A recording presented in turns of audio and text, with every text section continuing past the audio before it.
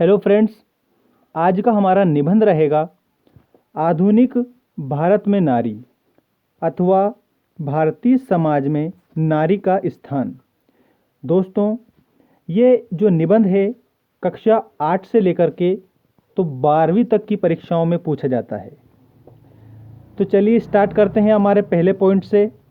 सबसे पहले आपको निबंध में रूपरेखा लिखनी रहती है और रूपरेखा में आपको वो सभी पॉइंट इंक्लूड करने रहते हैं जो कि आप निबंध में लिखते हैं। पहला पॉइंट रहेगा प्रस्तावना, दूसरा रहेगा प्राचीन काल में नारी, तीसरा पॉइंट रहेगा मध्य युग में नारी और चौथा पॉइंट रहेगा आधुनिक युग में नारी।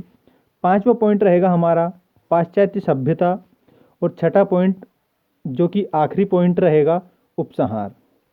तो चलिए पहला पॉइंट देखते हैं, प्रस्तावना। प्रस्तावना में आपको बताना है नारी के बिना मानवता की कल्पना तक करना असंभव है। वह माता, बेटी, पत्नी, देवी एवं प्रेयसी आदि रूपों से विभूषित है। नारी के बिना मानव अपूर्ण है। मानव पर उसका अमूल्य उपकार है। वह पुरुषों की सहभागिनी है, जीवन संगिनी है। तो ये हमारा प्रस्तावना हो जाएगा। इसके बाद में अगला पॉइंट रहेगा प्राचीन काल में नारी, मतलब कि जो प्राचीन काल था उसमें नारी का क्या स्थान रहा, ये हम इसमें देखेंगे। वैदिक काल में नारी का महत्वपूर्ण स्थान था। आध्यात्मिक एवं धार्मिक क्षेत्र में भी नारी की भूमिका अग्रणी थी। सीता, अनुसुईया, गार्गी एवं सावित्री इसके प्रत्यक्ष उदाहरण हैं। जैसे कि उन्होंने क्या बताया, सीता, अनुसुईया, गार्गी और सावित्री क्या है, इनके प्रत्यक्ष उदाहरण हैं, क्योंकि वैदिक काल में नारी का महत्वपूर्ण स्थान था। इनके नाम इतिहास में स्वर्ण अक्षरों में लिखे हुए हैं। इसके बाद में अगला पॉइंट रहेगा हमारा मध्य युग में नारी, मतलब कि मध्यकाल में नारी। मध्य युग में नारी के गौरव का ह्रास हुआ। कबीर, तुलसी आदि संतों ने भी नारी को विकार एवं ताड़ना का पात्र ठहराया। मुसलमानों के अत्याचारों के फलस्वरूप उसे मकान की चार दीवारी में कैद कर दिया गया। ये क्या है, मध्य युग की बात है। मध्य युग में नारी के गौरव का बहुत ही ह्रास हुआ था।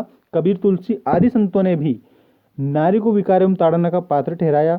मुसलमानों के अत्याचार के फलस्वरूप उसे मकान की चार दीवारी में कैद कर दिया गया। अगला पॉइंट हमारा है आधुनिक युग में नारी, मतलब कि जो आधुनिक युग है उसमें नारी का स्थान। राष्ट्रीय और सामाजिक चेतना जागृत होने के कारण, कौन सी चेतना जागृत होने के कारण, राष्ट्रीय और सामाजिक चेतना जागृत होने के कारण वर्तमान में नारी की दशा में आशातीत सुधार हुआ है। अब ये सुधार किनके कारण हुआ है, कुछ व्यक्तियों के नाम दिए हैं, देखें आप।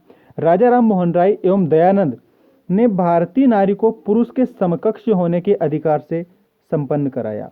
उसके लिए शिक्षा के द्वार खोले, मतलब कि नारी के लिए शिक्षा के द्वार खोले इन महापुरुषों ने, राजा राम मोहन राय, दयानंद आदि ने। आज की नारी उन्मुक्त होकर पुरुष के साथ कदम से कदम मिलाकर प्रतिपल उन्नति की मंजिल की ओर अग्रसर हैं।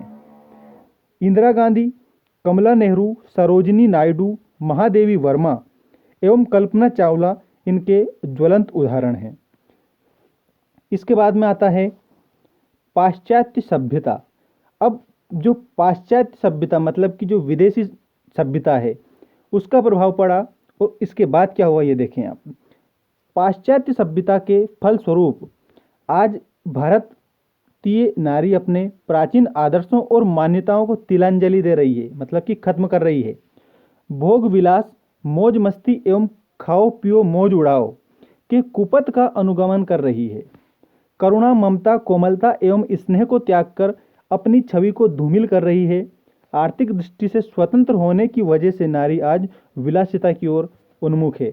अब ये किसके प्रभाव के कारण हुआ, पाश्चात्य सभ्यता के प्रभाव के कारण हुआ कि विदेशी जो सभ्यता है उसका बहुत ज़्यादा प्रभाव पड़ा भारतीय नारी पर।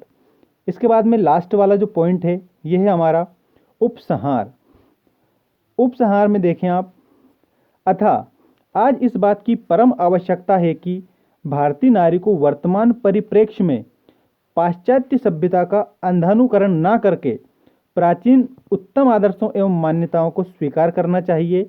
ऐसा होने पर वह ऐसा स्थान प्राप्त कर सकेगी जो देवों के लिए भी दुर्लभ है। यह था आज का हमारा निबंध, जिसमें हमने भारतीय नारी के बारे में पढ़ा कि आधुनिक भारत में नारी का क्या स्थान है और भारतीय समाज में नारी का क्या स्थान था। धन्यवाद।